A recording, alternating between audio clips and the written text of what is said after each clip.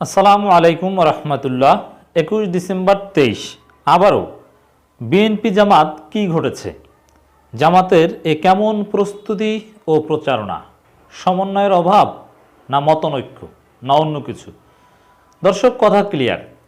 জনগণ বিএনপি জামাত কিংবা বিরোধী দলের গণতন্ত্র পুনরুদ্ধারের যে আন্দোলন, তাতে বিএনপি জামাতকে এক মঞ্চে দেখতে চায় এবং বিএনপি জামাত একসাথে এক মঞ্চে আন্দোলন করবে না, এর সপক্ষে কোনো যুক্তি নেই। বরং একসাথে আন্দোলন করবে, এটাই চূড়ান্ত যৌক্তিক কথা। জামাতকে পাশ কাটিয়ে বিএনপি একলা চলবে বা তথাকথিত বামপন্থীদের নিয়ে কোনো যুক্তি থাকতে পারে না। বিএনপি ভারতের কাছ থেকে ছ্যাঁকা খেয়ে এবং তাদের কথিত মিত্রদের সাথে নিয়ে আন্দোলন জমাতে না পেরে, আপনারা জানেন যে জামাতের সাথে ঐক্য করার প্রস্তুতি প্রক্রিয়া চূড়ান্ত করেছে, যে কোনো সময় সামনে আসতে পারে। কিন্তু যখনই আমাদের কাছে প্রাপ্ত তথ্য অনুযায়ী বিএনপি জামাত যে কোনো সময় আনুষ্ঠানিকভাবে এক মঞ্চে আত্মপ্রকাশ করতে পারে বলে নিউজ এবং প্রস্তুতি সম্পন্ন, তখনই একটা ঘটনা একটু দৃষ্টিকটু লেগেছে এবং এতে কিন্তু জনগণ হতাশ হয় এবং সমন্বয়হীনতা বিএনপি জামাতের মধ্যে এই বিষয়টা প্রকাশ হয়। হ্যাঁ, কিছু একতলাফ, দূরত্ব, নিজস্ব হইতে আন্দোলন, এটা প্রত্যেক রাজনৈতিক দলের অধিকার, প্রত্যেকের নিজস্ব শব্দচয়ন এগুলো থাকবে।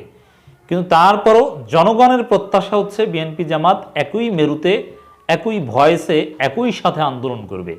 কোনো সমন্বয়ের অভাব কিংবা কোনো দূরত্ব এগুলো কিছুতেই কাম্য নয়। দর্শক, আপনারা জানেন আমি কি বিষয়ে কথা বলছি। বিএনপি এবং বিএনপির বেশ কিছু মিত্ররা সরাসরি আনুষ্ঠানিকভাবে অসহযোগ আন্দোলন ঘোষণা করে অসহযোগ আন্দোলনের সমর্থনে লিফলেট বিতরণ প্রচারণা শুরু করে দিয়েছে। তারা বারবার, বিএনপির কথা যদি বলি, তাদের প্রত্যেকটা প্রেস রিলিজে এবং তাদের এই লিফলেট বিতরণ থেকে শুরু করে নানান কর্মসূচিতে ঘুরে ফিরে অসহযোগ শব্দটা আসছে। অসহযোগের যৌক্তিকতা, গ্রাউন্ড তৈরি করতে পেরেছে কিনা, কতটুকু সফল হবে সে আলোচনা যাচ্ছি না। যেভাবে হোক না কেন, বিএনপি এখন অসহযোগ আন্দোলনের কথা বলছে। It's very tough. এর চাইতে কোনো আন্দোলন হতে পারে না।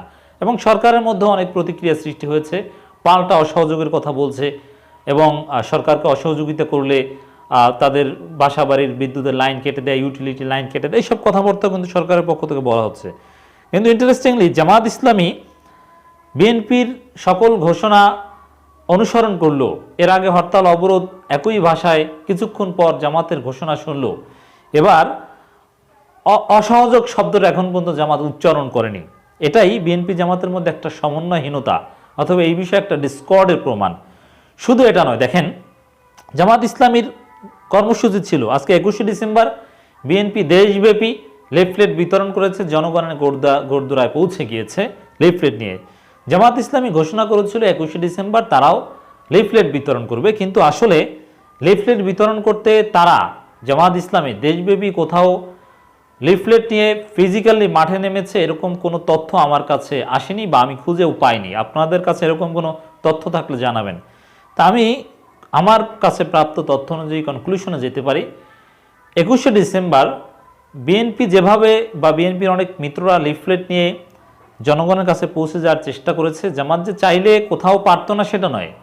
এগুলো লিফলেট বিতরণও ঝটিকা টাইপের হতে পারে। 2013-2012 সালের এর চাইতো জটিল সময়েও একেবারে শাহবাগ এলাকায় বিভিন্ন জায়গায় রাজধানী গুরুত্বপূর্ণ পয়েন্ট, এমনকি কিছুদিন আগেও ডক্টর শফিকুল ইসলাম মাসুদকে আমি দেখেছি বিভিন্ন মাছ বাজার বা বিভিন্ন জায়গায় গিয়ে লিফলেট বিতরণ, মাদক বিরোধী সচেতনতা, নানান ক্ষেত্রে আমরা দেখেছি।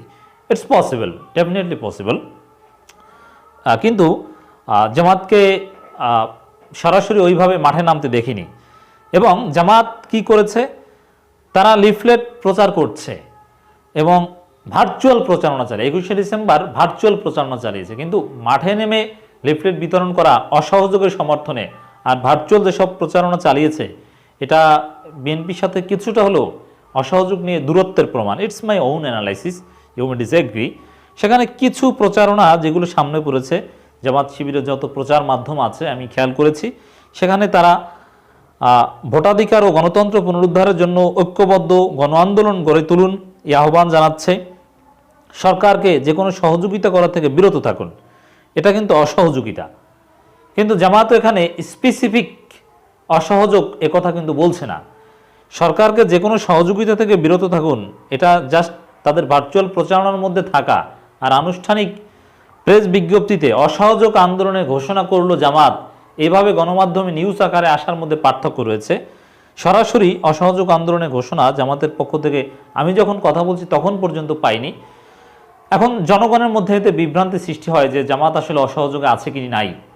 এজন্যে এই মুহূর্তে বিএনপি জামাতের মধ্যে কোনো দূরত্ব বা সমন্বয়হীনতার দায়ভার সম্পূর্ণ বিএনপির। জামাতকে বুঝিয়ে শুনে বা জামাতের সাথে দূরত্ব থাকলে সেটা মেকআপ করে অবশ্যই বিএনপি যে ভাষায় অসহযোগ আন্দোলনের পক্ষে প্রচার প্রচারণা প্রস্তুতি চালাচ্ছে ওই ভাষায় জামাতকেও প্রচার প্রচারণা প্রস্তুতি চালানোর জন্য কনভিন্স করা উচিত আমি মনে করি।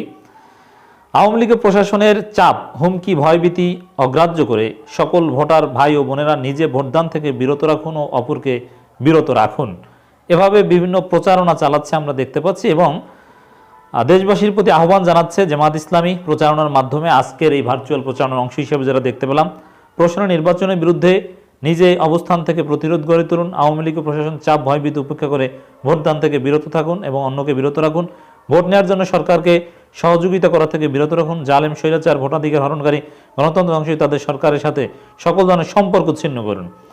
এখন দেখেন এই অসহযোগ আন্দোলনের যে মূল একটা চেতনা, যেটা বিএনপির কর্মসূচি ঘিরে বারবার সামনে আসছে, ইউটিলিটি বিলগুলো দেয়া বন্ধ করা, মামলা হাজিরা দেয়া থেকে বিরত থাকা, যেটা অসহযোগের মূল চেতনা। তো জামাত এবং অফিস আদালতে যাওয়া বন্ধ করে দেয়া, জামাত ইসলামী কিন্তু এভাবে কোনো ঘোষণা দেয়নি। জামাত যতটুকু অসহযোগিতার কথা বলছে শুধু নির্বাচন কেন্দ্রিক ভোটদানে সহযোগিতা করা থেকে বিরত থাকার। যাই হোক, স্পষ্টত সমন্বয়ের অভাব রয়েছে। BNP must make up this, এটা অবশ্যই তাদেরকে মেক আপ করা দরকার, কোনো সন্দেহ নাই। এবং দর্শক, এখানে আরেকটা গুরুত্বপূর্ণ বিষয়, প্রশাসনের নির্বাচনের বিরুদ্ধে নিজ নিজ অবস্থান থেকে প্রতিরোধ গড়ে তুলুন। জামাত যে আন্দোলন করছে না বা দুর্বলতা দেখাচ্ছে তা না, জামাত একেবারে সর্বোচ্চ লেভেলেরই আন্দোলনে আছে এবং তারা কঠিন কথাবার্তায় বলছে। কিন্তু আমার কাছে যেটা মনে হয়, জামাত সাংগঠনিকভাবে কি সিদ্ধান্ত নিয়েছে কি সেটা আমি জানি না, তবে জামাতের অ্যাক্টিভিস্ট কিংবা বুদ্ধিজীবী অথবা জামাতের কর্মী সমর্থকদের মধ্যে যারা একটু নেট জগতে অ্যাক্টিভ, নেটিজেন যাদেরকে বলা যায়, নেটিজেন অ্যাক্টিভিস্ট, তাদের চিন্তা চেতনা যা আসলে অনেকে লেখালেখি করেছেন যে অসহযোগ ঘোষণা করার কোনো প্রেক্ষাপট বিএনপি তৈরি করতে পারেনি, যে প্রস্তুতি দরকার, যে সমন্বয় দরকার, সেটা না করেই হুট করেই, এবং কেউ কেউ তো বলছেন যে এত তড়িঘড়ি কিসের, অসহযোগ ঘোষণা করার আগে আরেকটু প্রস্তুতি নেওয়া উচিত ছিল।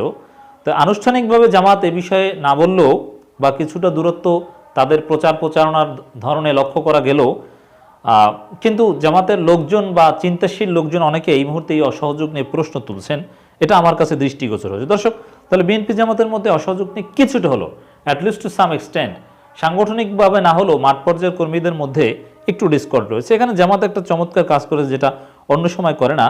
জামাত যেই 21শে ডিসেম্বর থেকে 23 ডিসেম্বর এমনকি 24 ডিসেম্বর যে কর্মসূচি ঘোষণা করেছে, এই প্রেস রিলিজটা ইংলিশ ভার্সনও প্রকাশ করেছে, তারা প্রচার করেছে। জামাত declares 3 days of mass contract program from 21st to 23rd December and nationwide blockade on 24th December। এগুলো বিস্তারিত মাননীয় ATM Masum has declare that, এগুলো ডিটেলস বলেছে। তো এটা মানে আসলে আন্তর্জাতিক সম্প্রদায়ের দৃষ্টি আকর্ষণ করার একটা উদ্যোগ, নির্বাচন বিরোধী প্রচারণার অংশ হিসাবে এটা আছে।